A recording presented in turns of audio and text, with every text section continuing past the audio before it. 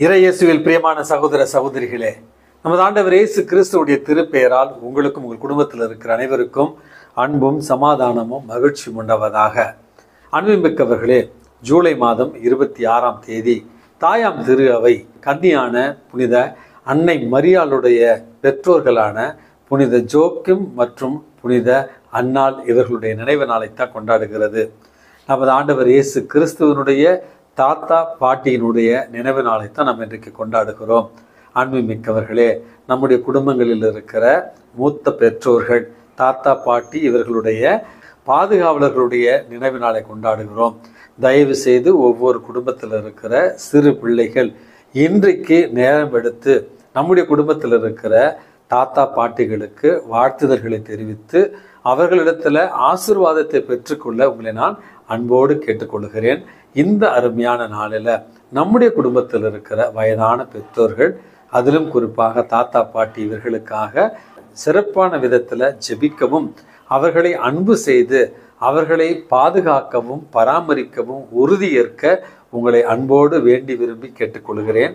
அன்புமிக்க இன்றைய மன்னா உறவுகளே, புனித அன்னாள் மற்றும் புனித ஜோக்கிம் இவர்கள் இருவருமே கலிலேய பகுதியில் வாழ்ந்த புனிதர்களாக கருதப்படுகிறார்கள். கிறிஸ்துவனுடைய பிறப்பிற்கு முன் 50வது ஆண்டில் இவர்கள் பிறந்திருக்கக்கூடும் என்று இவர்களை பற்றின பாரம்பரிய செய்தியில நம்ம வாசிக்கிறோம்.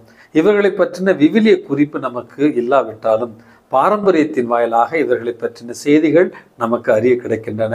இவர்கள் தங்களுடைய ஊரில் நீதிமான்களாக வாழ்ந்திருந்தாலும் இவர்களுக்கு பிள்ளை பேர் இல்லாத ஒரு காரணத்தினால் புனித சுவக்கின் இறைவனிடத்தில் மன்றாடுவதற்காகவும் ஊராருடைய ஏச்சுகளுக்கும் பேச்சுகளுக்கும் தப்பிப்பதற்காகவும் மலை பிரதேசத்திற்கு ஓடி சென்று அங்கே தனிமையில இறைவனிடத்துல மன்றாடி கொண்டிருந்த நேரத்துல வானதூதர் ஒருவர் புனித அன்னாளுக்கு தோன்றி அவர்களுடைய ஜெபத்தை இறைவன் கேட்டருளினார்.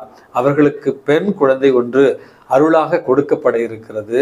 அந்த பெண் குழந்தையை அவர்கள் கோயிலில் காணிக்கையாக ஒப்பு கொடுக்க வேண்டும் அப்படிங்கிற ஒரு செய்தியும் கொடுக்கப்படுகிறது. அதற்கு பிறகு புனித சுவக்கின் வீடு திரும்புகிறார். புனித அன்னாள் வானதூதர் அறிவித்த அந்த செய்தியை அவருக்கு சொல்லுகிறார். அதற்கு பிறகு இறைவன் உரைத்தபடியே இவர்களுக்கு பெண் குழந்தை பிறக்கிறது. அந்த பெண் குழந்தைக்கு மிரியம் மரியா அப்படிங்கிற பெயர் சூட்டப்படுகிறது. அன்புமிக்கவர்களே, அன்னாளுடைய வயிற்றிலேயே அமல உற்பவியாக பாவம் இல்லாமல் அன்னை மரியாள் பிறந்தாள் என்கிற பாரம்பரிய செய்தியும் நமக்கு கொடுக்கப்படுகிறது. அதற்கு பிறகு அன்னை மரியாளை கோயிலில் காணிக்கையாக ஒப்பு கொடுத்த நேரத்தில் அன்னை மரியாள் அந்த கோயிலை சென்றடைந்த நேரத்தில் ஏதோ பல ஆண்டுகளாக வாழ்ந்த ஒரு இடத்துல, அறிமுகமான ஒரு இடத்துல, பழகிய ஒரு இடத்துல செல்வது போல ஆலயத்திற்குள் சென்றால் அந்த ஆலய படிகளில் அவ்வளவு ஒரு உன்னதமாக அன்னை மரியாள் ஆலயத்திற்குள் சென்றாள் என்கிற பாரம்பரிய செய்தியும் நமக்கு கிடைக்கிறது. அன்புமிக்கவர்களே, அன்னை மரியாளுக்கு இறை விசுவாசத்தையும் அதே நேரத்தில் திருச்சட்டங்களையும் கற்றுக் கொடுத்து ஒழுக்கத்திலும் ஞானத்திலும் நம்பிக்கையிலும் விசுவாசத்திலும் வளர்த்தெடுத்த பெற்றோர்களாகத்தான் புனித அன்னாள் மற்றும் புனித சுவக்கின் அவர்களை நம்ம பாரம்பரியத்தில் அறிகிறோம். அன்புமிக்கவர்களே, இந்த புனித அன்னாள் மற்றும் புனித சுவக்கின் இவர்களுடைய இந்த நினைவு விழா என்பது திருச்சபையினுடைய வரலாற்றில் 6வது நூற்றாண்டு 10வது நூற்றாண்டு மற்றும் 12வது நூற்றாண்டிலிருந்து கொண்டாடப்பட்டு வருகிறது என்பதுதான் வரலாற்று உண்மை. இவர்களை பற்றின விவிலிய சான்றுகள் நமக்கு இல்லாவிட்டாலும் பாரம்பரியத்தின் வழியாக நமக்கு கிடைக்கிற இவர்களுடைய வாழ்க்கை நம்முடைய அன்றாட வாழ்க்கைக்கு ஒரு சிறந்த எடுத்துக்காட்டு.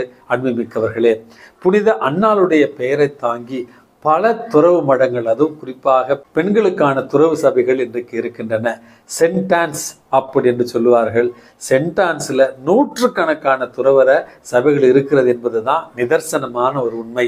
இந்த புனித அன்னாளுடைய பெயரை தாங்கி அவருடைய பாதுகாவலில் இன்றைக்கு உலகம் முழுவதும் பணியாற்றி கொண்டிருக்கிற அனைத்து துறவு சபைகளுடைய கண்ணீர்களுக்கும் விழா வாழ்த்துதல்களை தெரிவித்து புனித அன்னாளை போல தாயன்போடும் அதே நேரத்தில் நம்பிக்கையோடும் விசுவாசத்தோடும் இறை உணர்வோடும் இன்றைக்கு அவர்கள் மக்களை வழிநடத்த அவர்களுக்காக நம்ம தொடர்ந்து ஜெபிப்போம். அன்புமிக்கவர்களே, இன்றைக்கு குடும்பங்களில் பெற்றோர்கள், தாத்தா பாட்டிகள் இருப்பது சில குடும்பங்களில் ஒரு பாரமாக கருதப்படுகிறது என்பதுதான் நிதர்சனமான ஒரு உண்மை.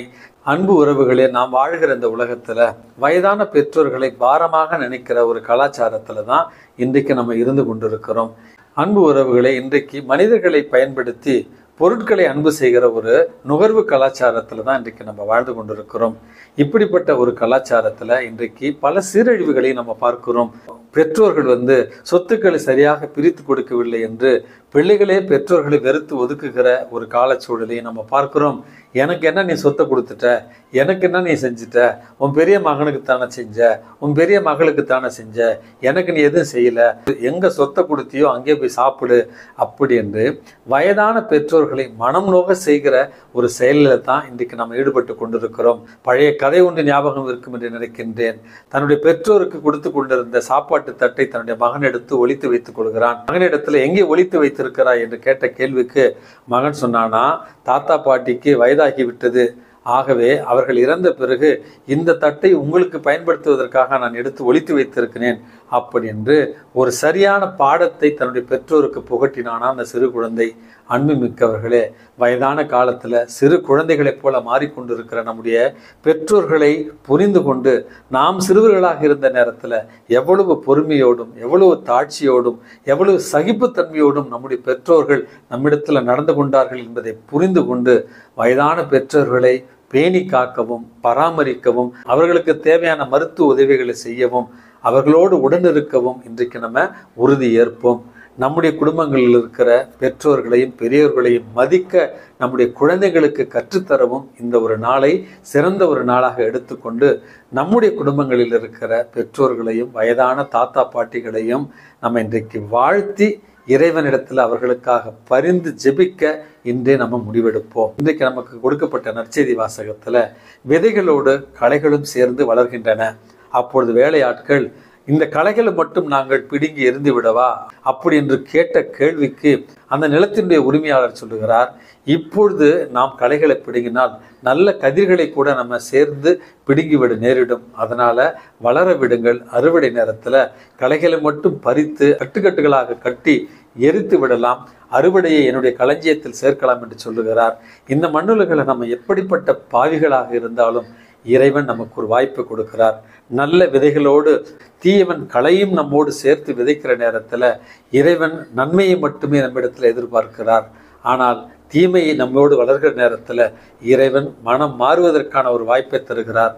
இறைவன் மன்னிப்பதில் விரைவாக செயல்படுகிறார், நம்மை தண்டிப்பதில் அவர் காலம் தாழ்த்துகிறார் என்பதை புரிந்து கொண்டு தீமையை விட்டு விலகி நன்மையை பற்றி கொண்டு நிலை வாழ்வை பெற்றிட இறைவன் உங்களையும் என்னையும் தூண்டுவாராக.